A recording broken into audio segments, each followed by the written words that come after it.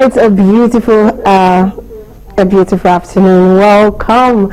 Of course, that's a new old Nigerian national anthem. I love the way she presented it, so I had to use that as an intro. So happy Independence Day to all our viewers out there from all of us at the Galaxy TV, from the Buzz program, from all programs. We're wishing you a happy Independence Day. Of course, Nigeria is 64 years today. My name is Rose Blossom. Welcome to the show. I have amazing guests with us today. We're going to be talking about definitely the president's speech, and of course some other training issues that happened over the week before now. I'll start from my left. He's been here for quite a while. It's been a long time we've had him on set. His name is Prince Chiloka. He's a social worker and a social commentator. Welcome to the show. Thank you, Blossom. How are you? I'm fine. Happy New Month. Same to you. Happy Independence. No, I wouldn't. Okay, I have Rafemi Chacha in the building. Also, he is a politician, he's a public analyst, and of course, he's a lecturer. Welcome to the show. Thank you for having me. And well, on the contrary, happy independence. Happy Independence. I know we're going to shatter the table today. My brothers are around, and whenever my son Prince Chiloka is on set, oh wow, it's always explosive. So I can't wait. Probably I should have been sitting in that angle, like at the last spot. Then Chris should be here. We have another guest, of course. His name is Chris Sullivan. He's a social commentator and a public analyst. Welcome to the show. Yeah, thank you for having me. But it's going to look like 2 against 1. I am saying happy Independence Day, Nigeria. This is very low, please. This table needs to be this table needs to be intact today, please. Okay, anyways, like we said, everybody's wishing you happy independence. So please, of course, there's also the October 1st protesting on my way here. I saw a lot of people with security men and all of that, trying to protect the protesters.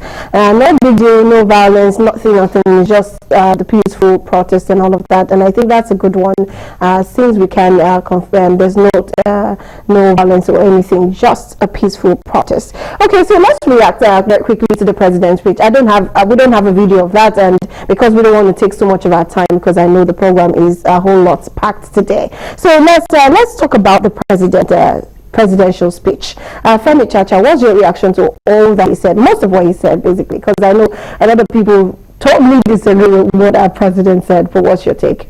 My takes, I'll look at it from 3 angles. One, he tried very motivational, but he didn't do well enough. Secondly, I also think they were very economical with the truth as far as the facts and figures were concerned. A very good example is saying that 30 trillion ways and means have been cleared.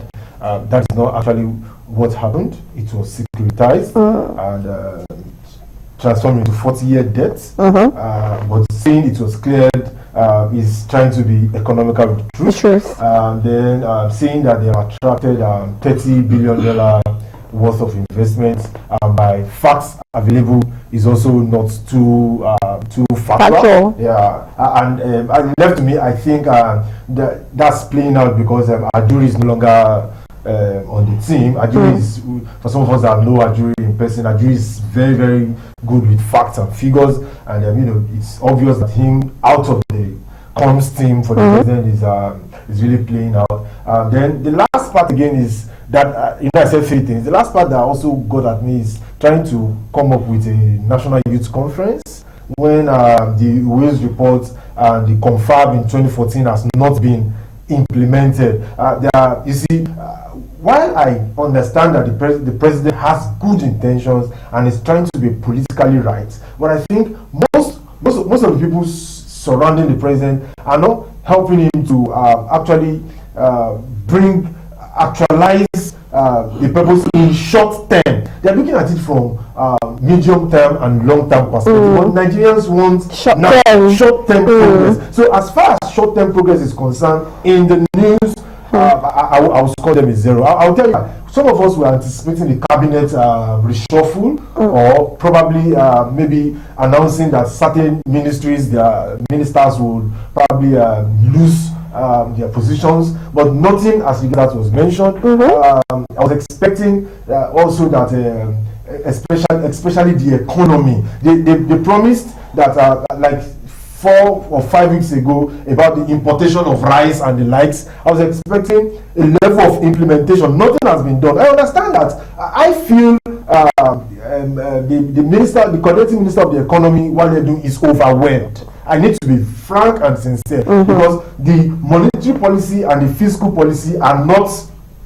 working out in tandem. I understand that the CBN governor is making efforts, but from the fiscal policy level, there's no balance. I think that what they do is everywhere, and every of the achievements is just low on achievement. So I'm appealing to the president that there's a need for him to actually be a little more realistic.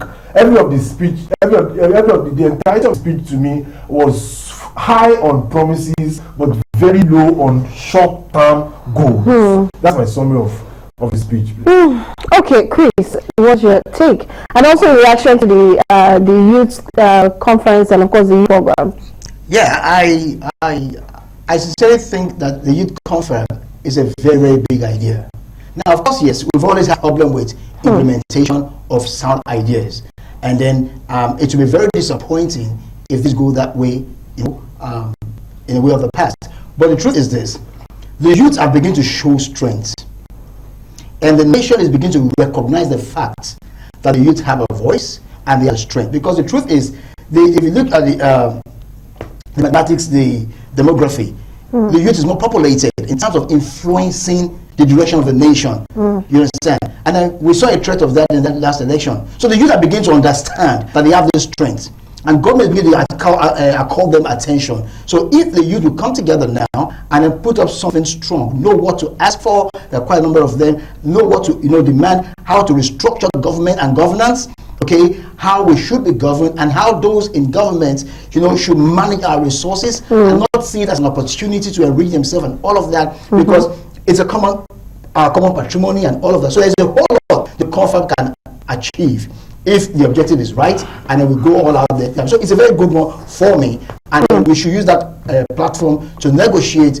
for how to redefine the governance of the nation. So it's a good one. Then as we got the President General speech, yeah, it's natural for him to try to appease the nation, appeal to the nation, and try to inspire hope. But the truth is this: Nigeria did not get damaged overnight. Nigeria got damaged over time. And the fixing of Nigeria is not going to be a switch. It has to be a process. But what I think the president really left out, because for me, I am absolutely convinced about the positivity and the possibility of the reforms. But what is leaving out is the fact that they are doing little or nothing to the immediate.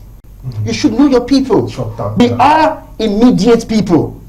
Something should be done in the immediate while you keep your bigger portion of your concentration on the reform that is mid-term and long-term. But you cannot ignore the immediate. For maybe nations like China, you work for them, Japan, Taiwan, all of those countries, because they have national discipline. We don't have that. They understood that China worked 40, 70 years to get to where they are today. They went through that process. They started the immediate and they planned, they built on that, and the vision was to achieve something up there. And that generation understood that, and they complied. They played along with them. Maybe communication was key too, but of course, national discipline was one very integral part of it. We don't have that as a nation and as a people. We don't have that national discipline. So you should know your people. So you cannot force a system on us, no matter how good the system could be. If it's not working and people are not buying into it, it's not going to work. So you should understand that and have ingredients of the immediate. You've talked about the CNG. It's all 16 months now. CNG has not really worked. I understand they just gave us some to labor and then NANS, all of that. This thing also have worked long before now. So Nigeria will not feel the crushing pain of PMS rising price and all of that. You ought to have known what would be the immediate palliative or effective immediate palliative in terms like CNG and the rest of them. Implement them fast, source of fund, and get them done. You should have done that. But generally, it's just natural for the president to want to inspire hope. And then, and again, in the area of security, we've been silent about that. But I think something is done in that area. The havoc of volume of insecurity that was ravaging the nation has really dropped. But nobody's talking about that. But the truth is, he mentioned that in his speech today, and I think we should recognize that and then salute the men that's taking their lives in the forest, in the bush there, so that for us to sleep. They've done a good job in that area too. Okay, you know this video, his speech has actually trended on Twitter and it's heating up so bad. I just want to read one comment, one of the comments, so we'll have Prince react to this. One says, this renewed hope is hopeless. Another money sharing jamboree. Exactly what Nigeria needs is our leadership of rocket science.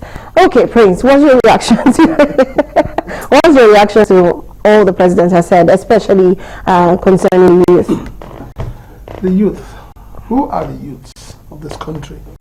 What have the youths of this country benefited from any government in this country? Your president, Bola Tinubu, is a beneficiary of Nigeria. All the ministers, they are beneficiaries of free education, free health system, free accommodation. In this, they are all beneficiaries. The youths you're talking about, what have any youth benefited in this country? Who are this demography of youths you're talking about? When you say you want them to come out and gather, are you going to pick the youths that are standing on Oshodi, the ones standing on Mile 2, or the ones standing on Agege? Are they going to be represented? At the end of the day, what are you going to have? The same shenanigans. You're going to have a situation where you bring the same people who have been eaten out of the system, their family members, their children, their cronies, you gather them into one place and you say you're having a youth conference. If Mr. President can put that in his speech, talking about a youth conference, it simply means that this presidency does not understand what governance is all about. Nobody needs to tell Mr. President what the youth of this country want. What the youth of this country want is what their parents want. And what are their parents asking for? Good education, affordable health, affordable accommodation, affordable transportation system, affordable food items. Where are these issues? These are issues this president should be addressing. I'm not telling you. Remember, Babangida's regime, we had a youth confab. What happened to it? During the time of Jonathan, we had a confab. What happened to it? We had a fire commission. What happened to it? It is when you have no sense of leadership, when you have no vision, and you feel that everybody in Nigeria is blind, everybody in Nigeria is stupid. So you feel that, oh, now that everybody's agitating for something, let us throw something to keep them busy. No. This government, as far as I'm concerned, this government was not prepared from day one. And for those who have continued to support this government, honestly, we need to set up a lot of mental health institutions to check them. As far as I'm concerned, that was no speech. You cannot open a speech by telling me, you understand how I feel. I understand your pain. The same president that understands my pain as a Nigerian today bought an aircraft, presidential jet. He bought a Cadillac for himself. He's using it officially. And you're telling me, as I sit down here, that you understand my pain. Do you know what it means as a father telling his children, I understand your pains, and yet your children cannot eat chicken, but you're eating chicken? You have kids, you're saying your children, you cannot watch cartoon. You, the father, you're watching cartoon. So look, I am not one of those that will be swayed by any speech by any president. What I want as a Nigerian parent, as a Nigerian youth, is that government should create a enabling environment for Nigerians to be successful and to be happy. This is what the youths are asking for. The money you're going to spend today to gather these youth for 30 days, do you know how many cottage industries that money will set up? And you recycle it. And that's why they say, don't teach me how to eat fish, teach me how to catch the fish, so I can sustain myself. Those are the things the Nigerian youths are asking for. It's not even about the Nigerian youths now. This whole thing about Nigerian youths is just to placate the whole thing.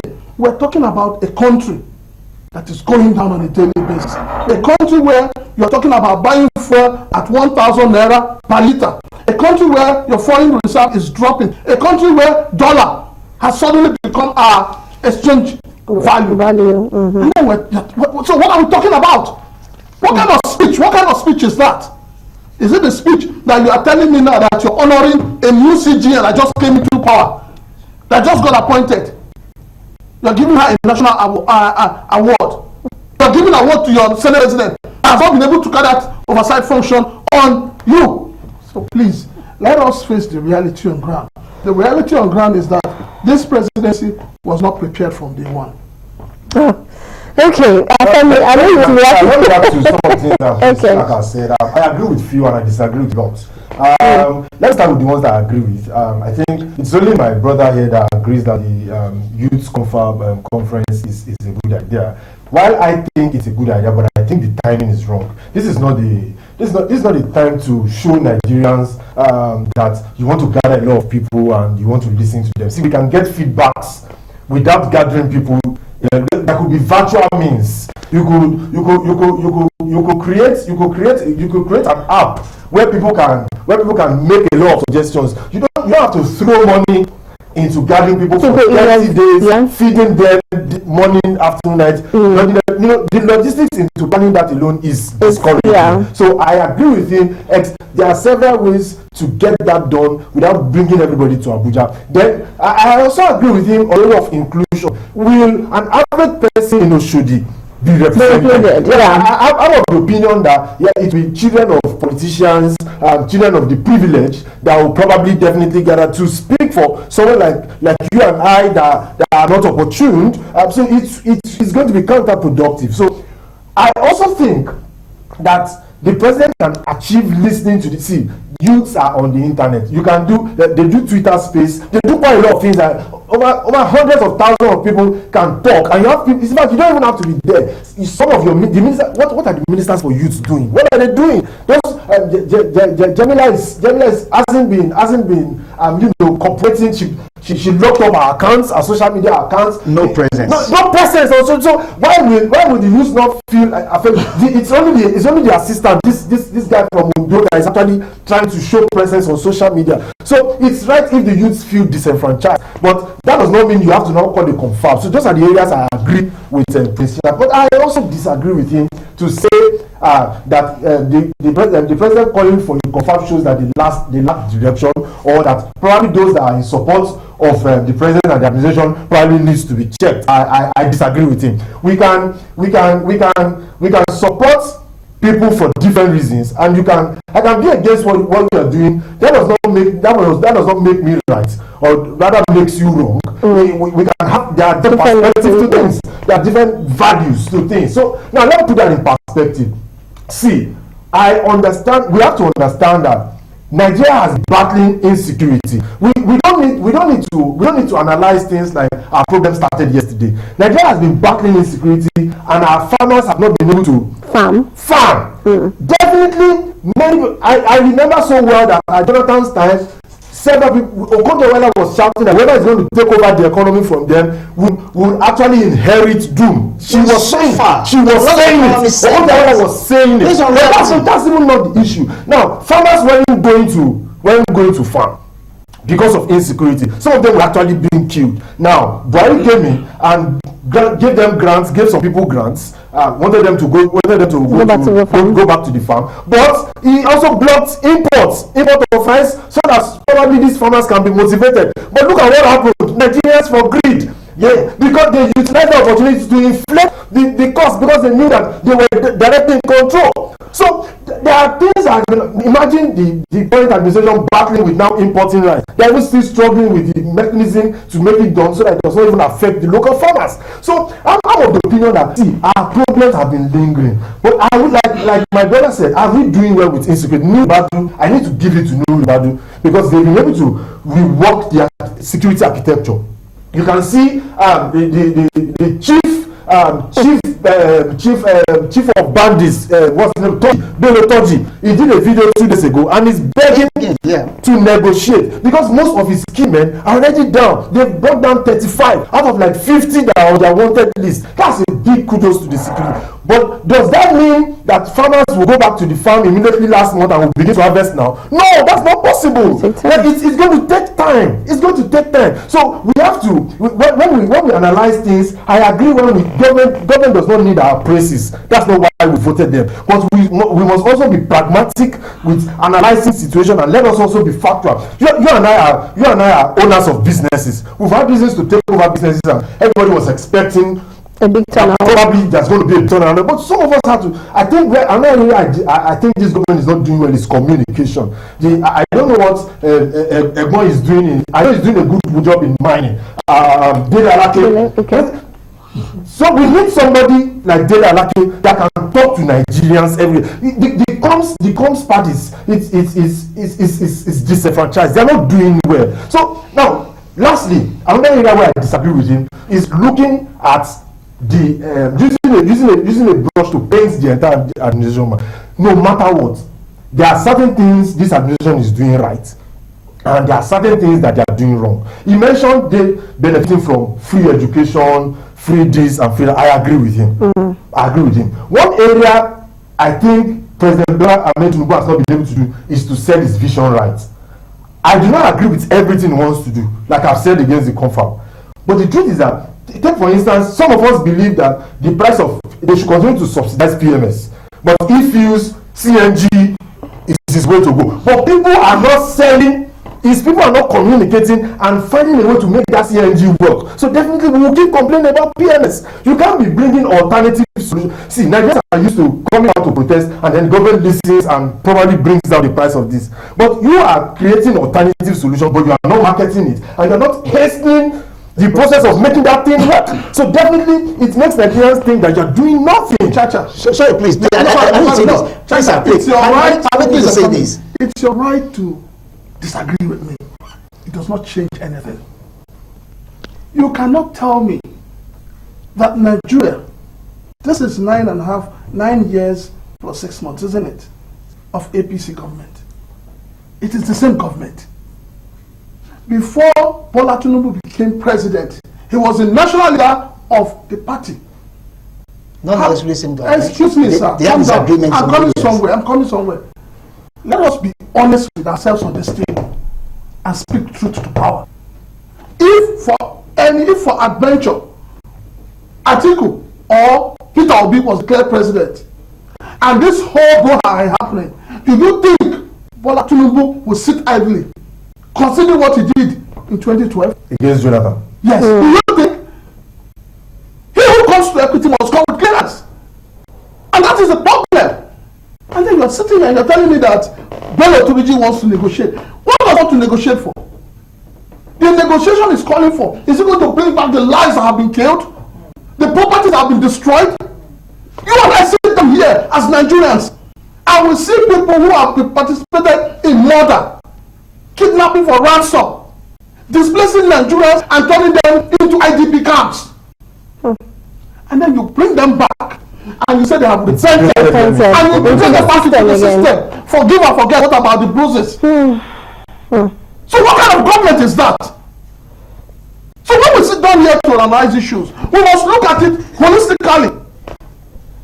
As far as I'm concerned, insecurity, I have friends living in the far north.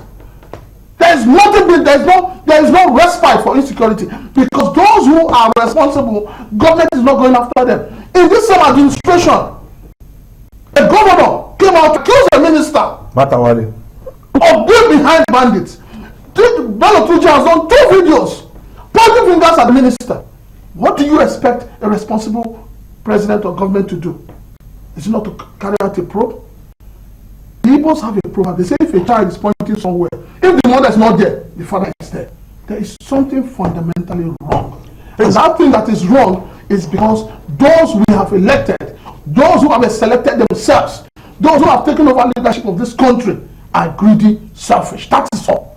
Okay, let me chip in something here. I think the last time I was here, I made a very profound statement that was a bit harsh, but I think it's the truth. And I said that Nigeria is programmed, Nigeria is a design program that is, Nigeria is programmed to fail. That's what I'm trying to say. Now, that does not take like I'm on the side of the government. No. I try to be very objective because I see why things that should work are not working because there is not enough energy, strength in the political will to make them work. All right, fine. Having said that, so I'm not here on the payroll of the government or whatever, but I be very objective. Because one of the problems we have is that we put in so much emotion and we downplay objectivity. That will misinform the public. We can't get anywhere with that. Emotion will not do it. Whatever the pain is, whatever we've gone through, we must still come back to the table of objectivity. We have to move forward. But let me start from let me start from here. When you talk about the youth discussion, that is nothing. No. That we're undermining that fact. The truth is this: you want to do something that that concerns me. I should have quality input in the process. For crying out loud, most of these guys are going. The youth have more stake in Nigeria now, so they should have the opportunity to speak to their situation. Because another thing we are not seeing is this: the people in government, right, they are from different orientation when compared to the youth we are having today. Those guys there now, they have more time to live in Nigeria or to be active in Nigeria. But the youth come in, have a whole life to live in this system. So they should come on board and speak. All right, as regards how things should go with you, they are major stakeholder. But you asked the question, who are these youth? Who are the persons that are going to bring? That is one area we have to be sure of the composition of the confab. We have to be sure that every quarter will be represented. And like what Chacha said, you don't have to bring everybody. There are ways you can get it. I mean, internet has made things very easy. Talking about the budget also. Yeah, of course, and we don't have that money now. What I'm saying is that confab is important, but the youth should find such a way that it should not go the way of others. It must be implemented. It must be taken seriously. So that's one. Number two, very quickly, I think Prince said something about the youth have gained nothing, but I don't think that's true, because the student loan for me is the biggest social program in our history, because you are giving these people in their numbers, thousands, and then it is gazetted in our law, so there is continuity for it. So millions of Nigerians will be enjoying this. These are youth that ordinarily that might not be able to go through school, but they're going to give them that opportunity. Abiola, what he became before he died, because he had access to education by the rest of it. I don't know what he became, and a whole lot of them, which will not be included, and a lot of them. But that opportunity is what they are giving to these young people. That for me is a lot. If you look at the multiplier effect, what is to bring over time, the gain will come big time. So for me, that's a big one. And then I said earlier when I started the discussion here, Nigeria did not become what it is today overnight. The change will not happen overnight. It has to be a process. And yet, they talk about the fuel for 1,000 whatever. We cannot put that blame on this government. For 28 years, we did not produce, we did not refine a single drop of oil in this country. Who's cause of that problem? If we're going to give credit, we should give credit to this government. Why am I saying this? Because the effort of this government to make Dangote refinery work was a yeoman job. They did a whole lot to make Dangote work, because ideally, everybody came into the system like a bully, like it shouldn't actually work if we go by the standard. But the government did everything to make Dangote work. Because from today now, they will sell crude together in Naira, and that's another big plus. That will mean that over 600 million US dollars will be off our body. Perfect, yeah. And that's a big one. That's a big one. Over time, it will have a multiplier effect such that dollar will start crashing. And if that multiplier effect, that's a big one. So we cannot say because we are angry and then we throw objectivity away, and we don't even see the good side of government. Like I said, I believe strongly in the reforms. The only problem I see with this government is the fact that they're not looking at the media, because they're not in tandem with the reality of their people. You don't know you should know your people and what you're dealing with. But I think generally there are a lot of places, areas that disagree with the government, but I do not think it's trash like a. Do you start? I'm not being emotional. Yeah. I'm telling you the facts. Do you start a reform without doing a study? Do you start a business? I agree with you. Without doing a study? I agree with you. If this government, like you keep saying, oh, they're wonderful, they're doing this, you appreciate that, how can you, as a president, whose party is giving over to you, wake up from sleep, 29th of May 2023, and the first thing you tell your people is subsidy is gone? Who does that? Out of place. Do you know the ripple effect of that statement? Yeah, we're still suffering today. Yeah. No, you're talking about Dangote. For me, Dangote, NNPCL, they're all the same. They're all the same. When Dangote felt he was losing monopoly of the sector, what did he do? He started voicing out some issues, knowing that would get Nigerians emotional. Yeah. And Nigerians came out to say, oh, this man has something to offer us. He's going to alleviate our suffering. Yeah. He's going to alleviate our poverty. And Nigerians embraced him. What happened? The same Dangote you are talking about today cannot open his mouth and tell Nigerians how much he's selling. NNPC, yeah. The same Dangote came out on TV to tell Nigerians that it is a Federal Executive Council that will determine a private business, telling the people that the government will determine how much you will sell. Sir. Please, I'm coming. That to me is the height of mediocrity. That is one. Two, You're talking about this youth. Is it not the same youth who protested in August? Because they were hungry. Because they were tired of what is going on in this country. And what did this government that wants to now hold them or wants to hug them, what did they do? You got them arrested. You are charging them for treason. Same youths, after charging them for treason, You're calling them together. you're calling them. Who does that? So you say, let us, like you said, let us remove emotion. Let us face fact. I work with youths, which you people know. I relate with youths every day. And I know what the youths are going through. Mr. President does not need any conference to know today what the youths are going through. Go to the hospitals. Take a walk into a general hospital today. You will see people standing at the gate with prescriptions. Old, young, children. Follow them. If you want to find out the truth, follow them into the hospital. You will find out that 80% of them are holding correct prescription. Some are looking for 2,005. Some are looking for 5,000 naira. Some are looking for 3,000 naira to buy drugs. And they don't have the money. If you enter most supermarkets today to go and buy something, you will see a lot of people standing outside. They are waiting for you to come out. And the moment you come out, they are telling you, please, I need bread. I need this. I need that. All I'm saying is that this government came with the typical bourgeois mindset. Because if Mr. President is asking me to be patient, if he's asking me to endure, is government enduring? Those in government, are they enduring? We're talking about a country where we say there are no resources. And the first thing you did is to buy cars for honorable members and senators, as if they don't have cars. Today, your senators have not come out to tell us one-on-one how much their salaries are. How much are your governors earning? There are a lot of things this government is doing that for a lot of us, we should clap, but we can't clap. You're talking about autonomy of the local government. People are clapping, but it is not autonomy. It is not autonomy. Because you say you're giving local government autonomy, you're asking the same governors to conduct the election who have been stealing the local government funds. You're asking them to conduct the election. But that's not true. What will they do? There is a bill in the house against that. Do you know what do you know what it means for you as you sit down there now? There is a bill. There's a bill. How many court injunctions? But hello, please. Can we check? How many check? Calm down now, bro. Let us not misinform the public. I'm not misinforming. I'm not doing that. Because there's a bill in the National Assembly that is stopping states from conducting National Assembly. They are raising a new body to conduct that. That's why elections already. They are not going to stop election, but that is fast track now. Let's get information right to the public. Let me come in. I see a lot of misinformation flying here. Let me come in. I am not going to educate me. No. It's about the I'm not going to your point. I understand that. Okay, Femi, hold on, please. I want to explain what is happening here. He's saying something that he believes has been happening. Now there's a bill.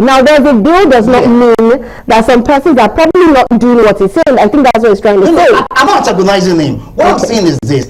He tried to pull down the local government autonomy, which we cried out. When say if you conduct the local government autonomy and the state governments are going to conduct the election, all they need to do is to put their stooge in there, get them elected using state machineries, okay, and then the same thing will continue, just unofficially. Because that will happen. So we cried and said, look, you are giving local government autonomy. You should also stop the governor from able to conduct the election or put them in. Take the governor's hand off the table completely, and then God will have it. A bill came up in the National Assembly to that effect.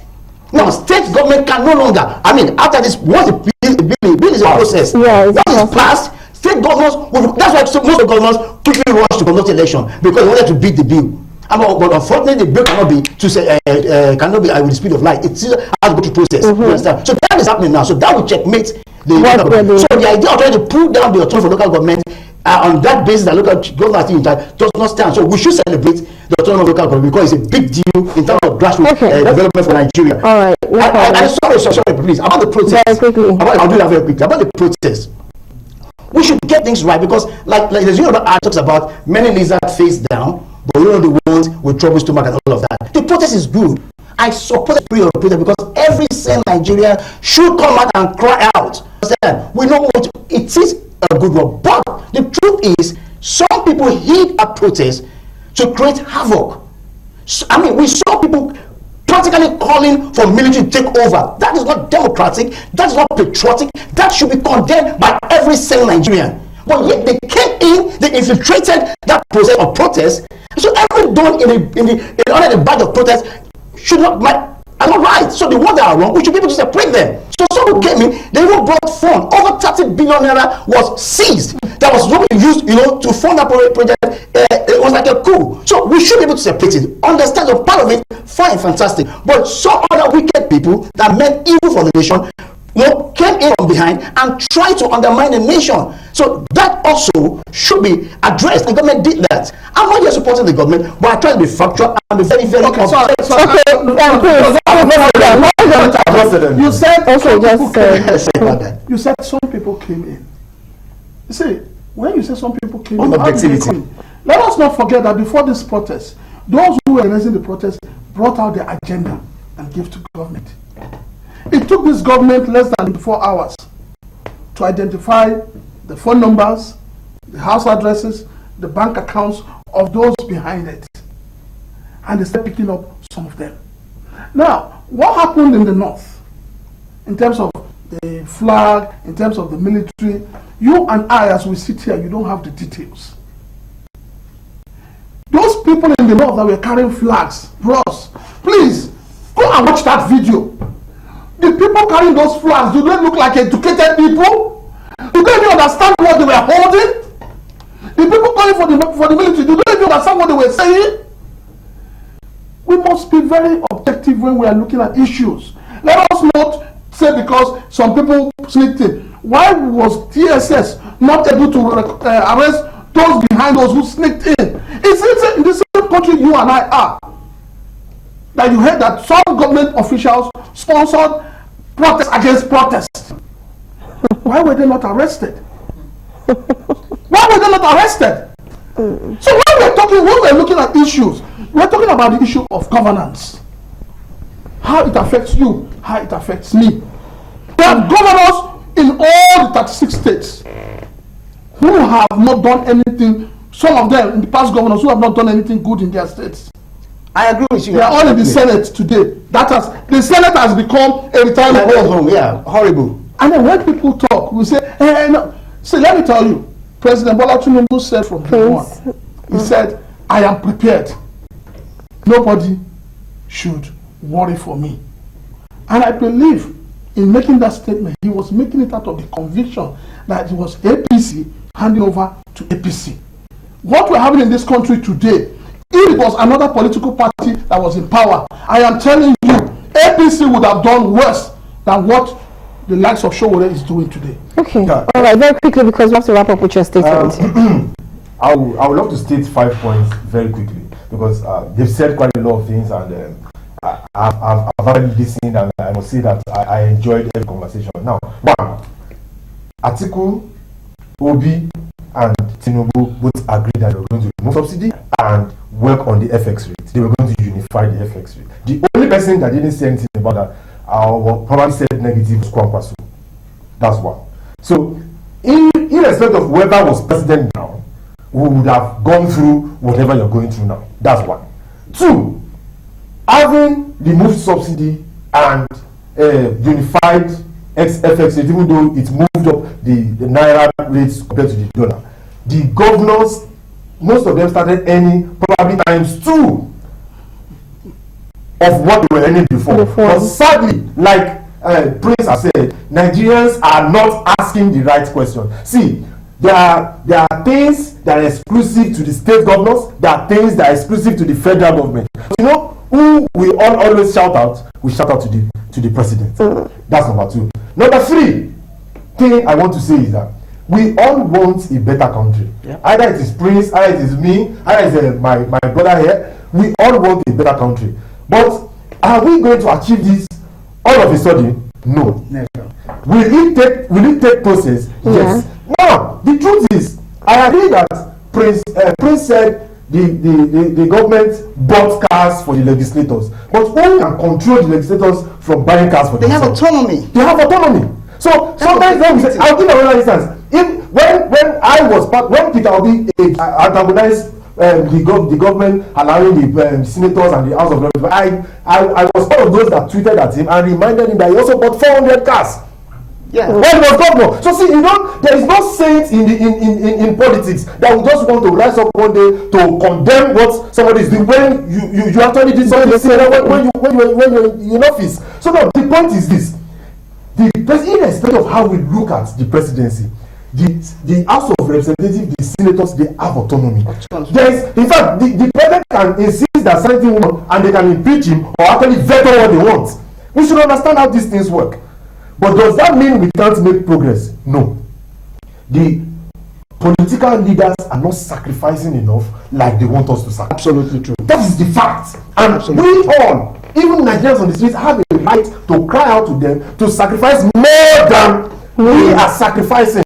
Until that, I am of the opinion that what Prince is trying to say and what my brother is trying to say is that Nigerians will not appreciate whatever effort or reforms these administration things they're doing if we can't believe or see factually that their sacrifice is more than our sacrifices. That's my contribution. I think I'm going to wrap up with that one. No more statements. He has already wrapped it up and given it, just like putting it in the middle line, because if I see any other thing, it could spark up reactions from Prince. Because Prince is very looking at me, he's ready to react again. So I'll just wrap it up at what Femi said. This is an amazing one, and thank you so much, Prince, for coming. And I know you really controlled yourself, because even from the moment you walk into the studio, I knew you were ready for today's show. And you're ready to bring it up to the table. Thank you so much for coming. And thank you so much, Chris, for coming. Chris with the voice. Thank you so much. I saw his picture. He sent his picture about what attire is that?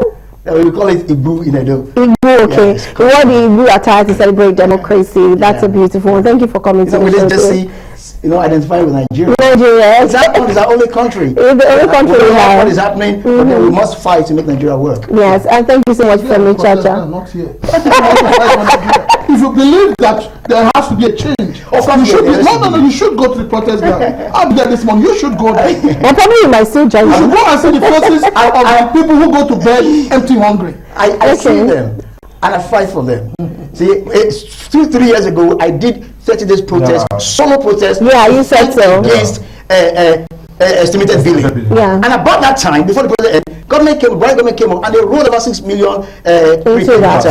You understand? Amazing. So I understand what Nigerians are going through. Amazing, good one. Thank you for standing up. Thank you so much. Thank you, Femi Chacha. Femi Chacha was the panelist today because the voice was just so loud. My voice is quite tiny. I still did my best. Yeah, I did my best. So anyways, to wrap up this show, we're going to play another national anthem, but this time around is not the slow, the pace one. This is the fast one. It's quite musical and amazing from Okwaya. So let's use this to just wrap up the show and of course celebrate October 1st, our 64th independence as Nigerians. Happy Independence Day again to my viewers, of course from all of us at Galaxy Television. We wish you all the best and we pray Nigeria gets better.